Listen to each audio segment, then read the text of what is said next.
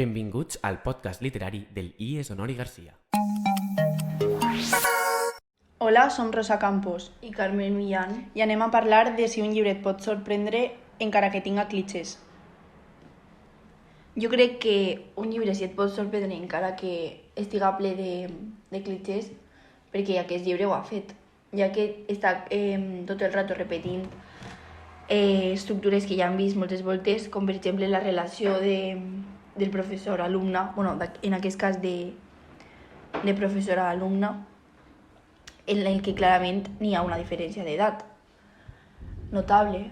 I jo crec que cap de nosaltres ens esperàvem que una volta llegit el llibre la relació fora homosexual.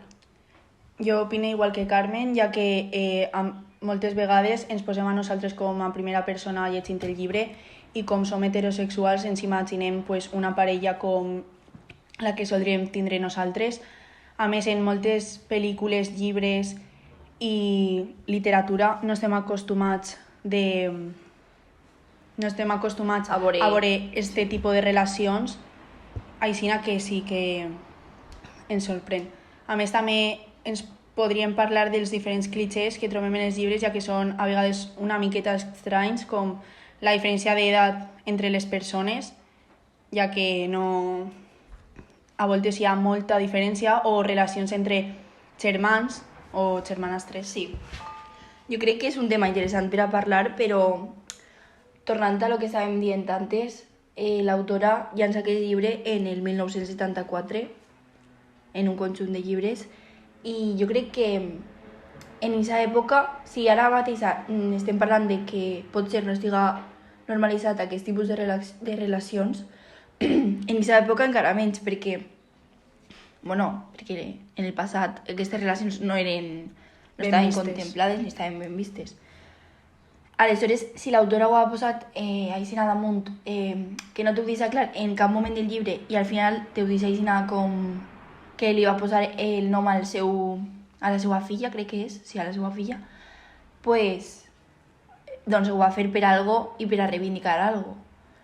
I respecte a lo que tu dius, Rosa, dels clitxers, jo crec que n'hi ha que parlar d'això perquè, òbviament, quan tu agafes un llibre, no sempre estàs esperant que siga real i que passi el que veus tots els dies, perquè és una manera d'evadir-te. Però potser alguns són massa forts i que n'hi ha que parlar d'ells perquè... Sí, a més, moltes vegades s'utilitzen els clitxers com a forma d'entretindre al lector o d'atraure a més persones i se podrien plantear altres coses, ja que moltes voltes sorprèn també són bastant repetitius i podrien fer unes altres coses. Per exemple, anem a parlar de la diferència d'edat.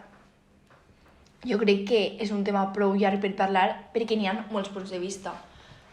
Jo crec que la persona que està dins de la relació, que en aquest cas té menor edat que l'altra, sempre se va tindre com que defensar perquè veu que tot el món li està atacant i li està dient que està en una relació en la que realment que no és sana, que el major s'aprofita d'ella i tenen que defendre que és amor de veritat, ja que pot ser el cas de que sí que s'estimen de veritat, però moltes vegades la persona adulta o de major edat s'aprofita de la menor o del menor, ja que és notable la diferència d'edat.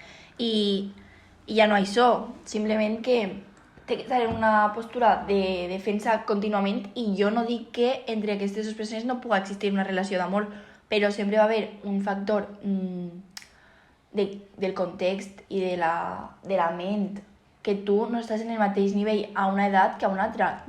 Una persona de 20 anys mai no va tindre la mateixa experiència, mentalitat que una persona de 40.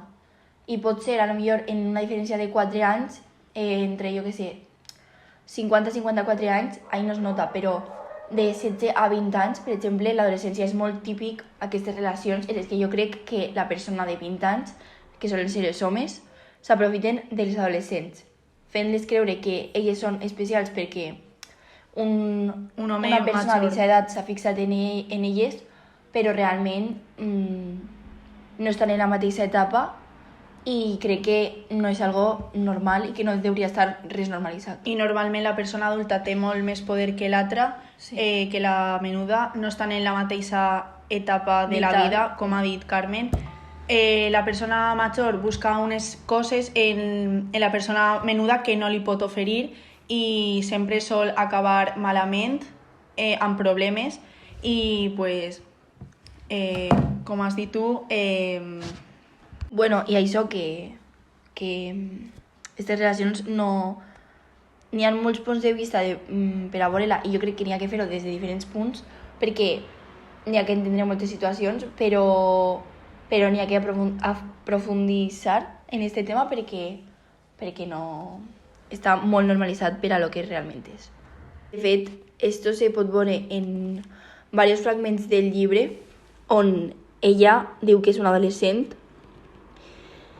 Per exemple, diu, les nostres relacions duraven 8 mesos i 6 dies exactament. Foren trencades a causa de l'escàndol públic i la teva por d'enfrontar una situació de doble responsabilitat. No tingueres prou forces, t'obsessionava la idea de que jo algun dia et faria retret d'aquell amor, t'amenaçaren en nom de la moral i bons costums, et parlaren de conducta corrompuda, de perversió de menors. Així està dient clarament que ella és prou menor. Vull dir, si una persona és menor és que és prou xicoteta, no és que la diferència siga curta. I ella després també diu en diverses ocasions que era adolescent quan van tindre aquella relació. Per tant, jo crec que pot tens que ser conscient de la diferència d'edat i dels problemes que podries tindre. I que la persona major, jo crec que és prou conscient de que s'està enamorant d'una persona xicoteta i que potser tinga un problema psicològic per enamorar-se d'una persona tan menuda. I al revés també, igual a la persona menuda li ha faltat alguna en la seva infància que vulgui alguna figura buscar, alguna figura paterna o materna que vulgui buscar en la seva parella i doncs no... I no siga una parella igual ni equilibrada ni... No és molt... és una miqueta...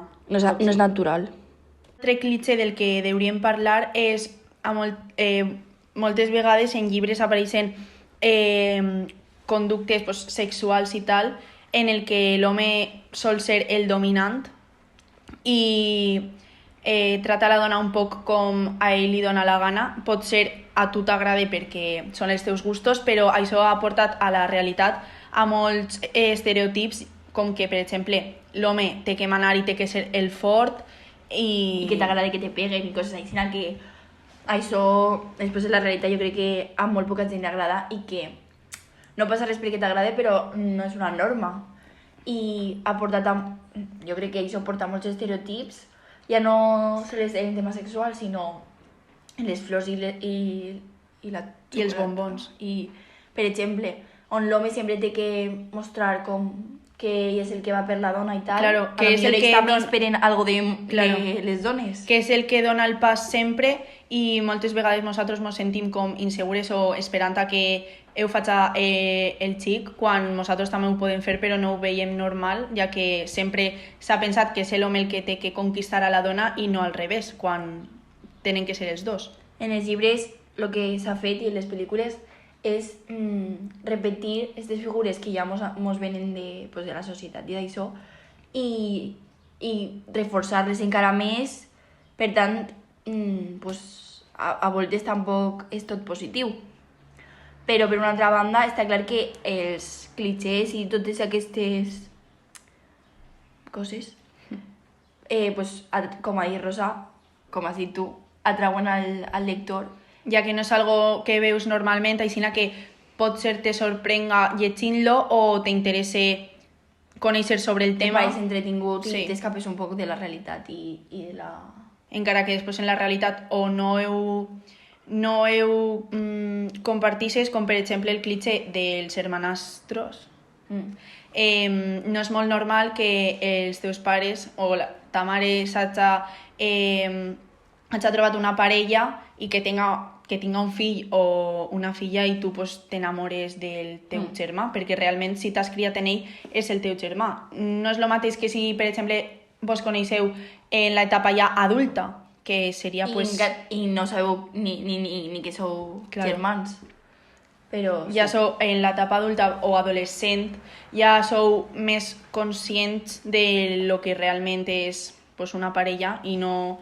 Però si vos heu criat junts i això pues, és una miqueta estrany. Potser la clau està en l'educació, en educar que no té per què agradar-te això, que n'hi ha moltes coses que te poden agradar i fer xerrades d'això, ja no sols a nivell sexual, a nivell de qualsevol cosa.